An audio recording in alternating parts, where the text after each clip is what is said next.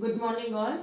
This is the first video of lesson number 13, class 5 science. Okay.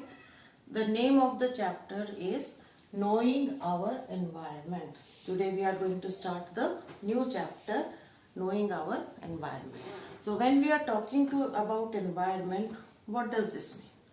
Now listen, you are sitting there wherever you are standing wherever you are, whatever is surrounding there, whatever is surrounding the table, the chair, the fan, you, your friends, your parents, that will make the environment.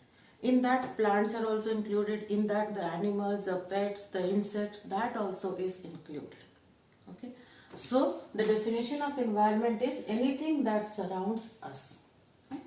So in that next thing is, it includes, the first thing is living. Living means biotic components. It has two parts. One is living and other one is non-living. When we talk of environment, there will be two things. Either it will be living or it will be non-living. So in the living part, which is also called as the biotic components, humans are there, that is we the people. Then animals, the dog on your street, the buffaloes, the cows, they will be coming under the animals. Then the plants, that is the apple, the wheat, the rice that you are eating, Microbes, that is the bacteria, fungi, all these things, they are coming under the term biotic environment. Then in the next it will be abiotic. Abiotic means life is not there. Life is not existing. So in that what will come? Nature. Nature means the forest, the river, the water, the soil, all these things which are surrounding you. Like when you are sitting and watching this video, the room will be non-living, you will be living. So you will be coming under the biotic components, and the table, the chair, the fan, light, wind, sound, that will be in the abiotic components.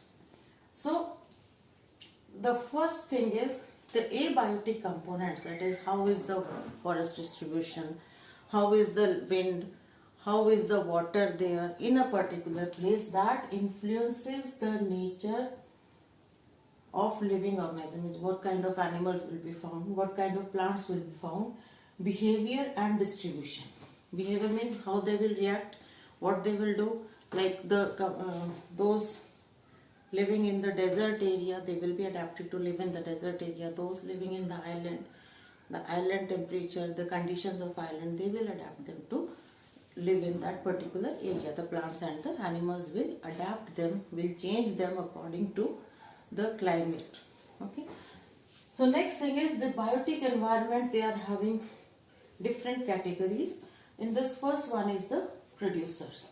So producers will be those plants which can produce their own food. Now in this only I can show you, like this is a coriander, this is an apple.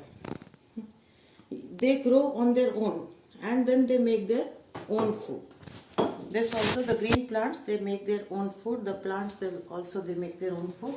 So those plants that can produce their own food, they are called as the autotrophs. And all the green plants, they come under this category.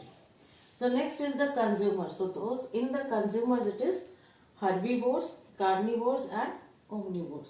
So in the herbivores, it is those animals which eat only the plants, like cow and goat.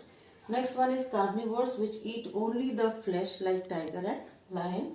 Then omnivores, meat, they eat both, like crow and man. Next is decomposers. Decomposers will be the one that decomposes, or the dead bodies of the plants. They are broken down to very small particles, and after some time they are mixed with the soil. That is called as the decomposers. So they eat dead and decayed plants. The bacteria and fungi, they will come under this category. Now next part is both the living, both biotic and abiotic component. That is both the living and the non-living things, they are interdependent on each other. Like animals are dependent on plants for food. Okay, you all get your food from the plants. Even if you are eating the non-veg food or having the non-veg food, that also it made using the plant product. Next, plants are depending on the nature for sunlight, carbon dioxide and water. So plants, they need to be dependent on nature. That is, water should be there. They take water from the nature, they take rainfall from the nature, they take carbon dioxide from the nature, and then we depend on the nature and the nature depend on us. That is, we are not able, if the nature is not there, we will not survive. And this cycle goes on continuously.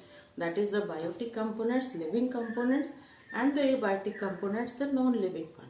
They are interdependent on each other, and they have the power or the capacity to change the other one. Okay. Now next topic will continue in the next video.